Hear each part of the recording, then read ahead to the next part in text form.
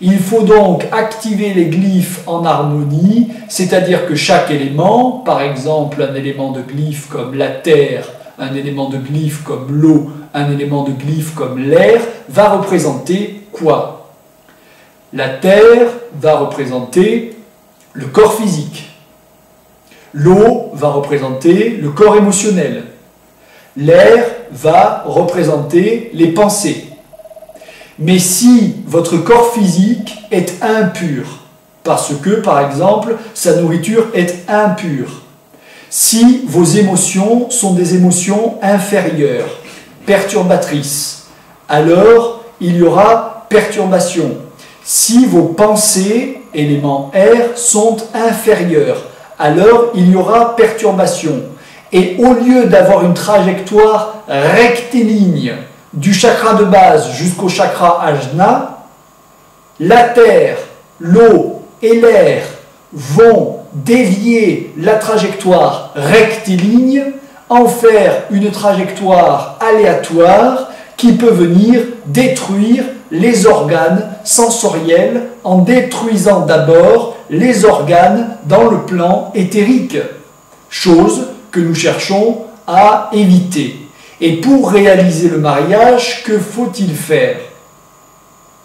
Il faut pouvoir maintenir suffisamment longtemps dans le chakra de la conscience les énergies qui viennent de la terre et notamment les énergies sexuelles qui viennent du chakra sacré, second chakra.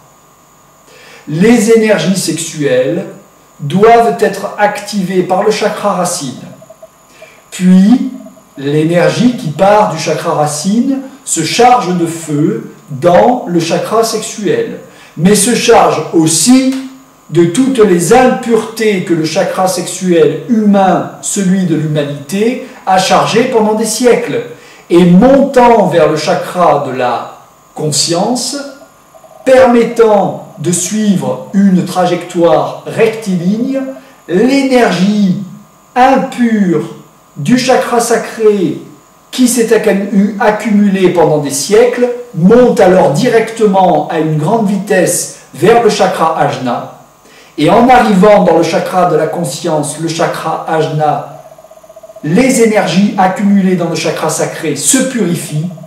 Et alors, de fait, lorsque le chakra sacré est en harmonie avec le chakra ajna, qui est la conscience, alors vous réalisez le mariage entre tous les chakras de toute votre structure. À vous. Mais alors là, il faut une préparation avant de pouvoir... En effet.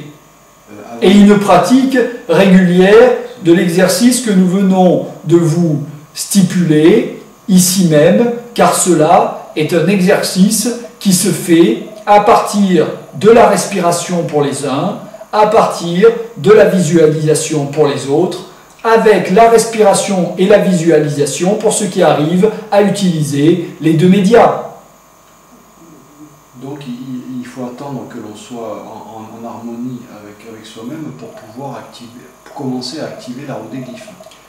Le cours que nous donnons est donné à plusieurs entités, notamment des entités invisibles, et il y a aussi les personnes qui regardent de l'autre côté de l'écran, et certaines de l'autre côté de l'écran sont déjà prêtes à faire cet exercice. Pour les autres, effectivement, il faut attendre, comme vous venez de le dire, comme vous venez de l'exprimer, il faut attendre que les choses soient en harmonie pour activer la roue des glyphes. Là, vous nous avez toujours parlé des 4 éléments, terre, eau, air, feu, mais le 5e élément se situe où, là-dedans? Est-ce qu'il fait partie des autres glyphes? Est-ce qu'on le retrouve dans d'autres glyphes? Le 5e élément, où les glyphes sont caractérisés uniquement par ces 4 éléments? Les glyphes de base que nous vous avons donnés sont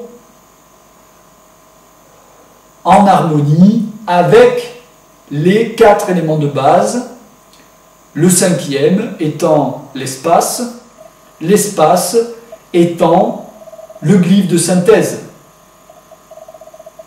Alors, est-ce qu'il y a plus de glyphes que les 18. Les 18 sont des glyphes de base uniquement. Ceux que nous vous avons révélés dans les cours précédents sont les glyphes de base avec lesquels il faut travailler pour commencer à se purifier. Mais dans les 18 glyphes, il y a des glyphes qui ne sont pas appelés glyphes de base, qui sont des glyphes supérieurs et qui, eux, fonctionnent avec plus de 4 éléments, qui fonctionnent aussi avec le 5e.